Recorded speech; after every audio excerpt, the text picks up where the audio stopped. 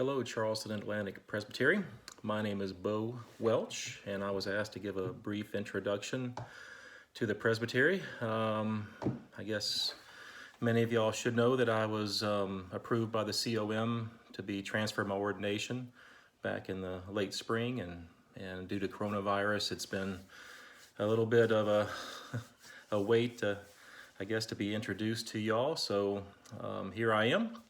I guess I'll give a brief kind of where I come from, how I grew up, that kind of thing, and I want to keep it as brief as possible. So if there's any questions, I'm sure y'all can ask me in the future or send me an email or text me. But I was born and raised in Nashville, Tennessee. I'm almost 57 years old.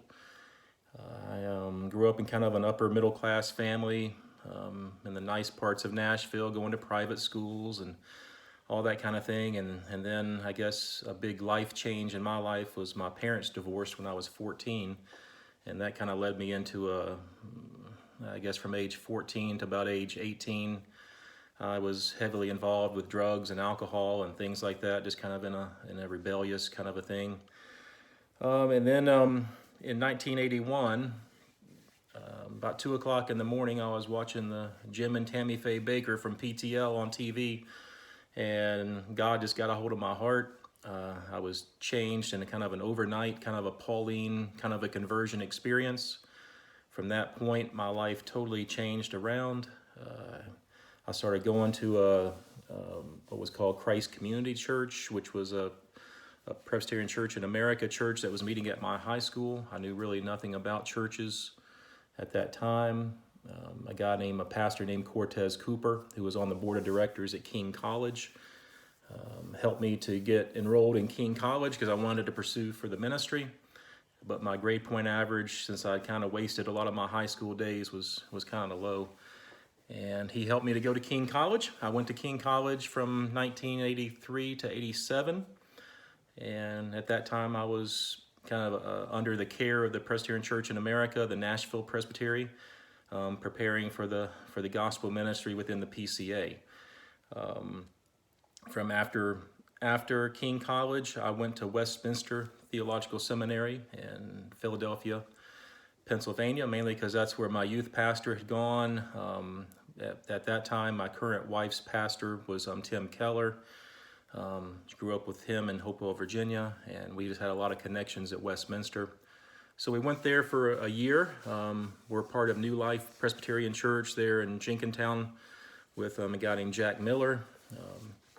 From there, I felt called more to the mission field. I didn't really feel a strong call to a church per se, so I felt like I needed to transfer to a program that had more practical ministry aspects. So I transferred to Reformed Theological Seminary in Jackson, Mississippi. And from there, I got my master's of divinity degree and was hired at that point after I graduated to be a youth pastor in North Macon Presbyterian Church in Macon, Georgia. I went there in 1992, and it was there that I started kind of having my first issues with the PCA. I had a little bit of a theological issue that got me into a little bit of a trouble over the charismatic gifts of the Holy Spirit, or not being willing to say that all the gifts of the Holy Spirit had ceased with the closing of the canon. And that led me on kind of a path in trying to figure out what God was calling me to do. I started a home improvements business and did that for about 8 years. While I attended different churches, and I looked into the Evangelical Presbyterian Church. I actually looked into the PCUSA at that time, looked into the Vineyard Christian Fellowship, ended up taking an internship in the Vineyard Christian Fellowship in Clarksville, Tennessee. That ended up leading to becoming a U.S. Army chaplain because of my connection with Fort Campbell. In 1999, I interviewed with the installation chaplain there at Fort Campbell. And in January of 2000, I was accepted and became a active duty Army chaplain. And in kind of a funny way, I went back to my youth pastor that I'd known in Nashville, Tennessee, because I had to be ordained and somewhere to be an Army chaplain. And lo and behold, the PCA Presbytery there in Nashville offered to ordain me and as an Army chaplain. And I spent the next 9.5 years serving in the U.S. Army as a chaplain and deploying to Iraq, Afghanistan.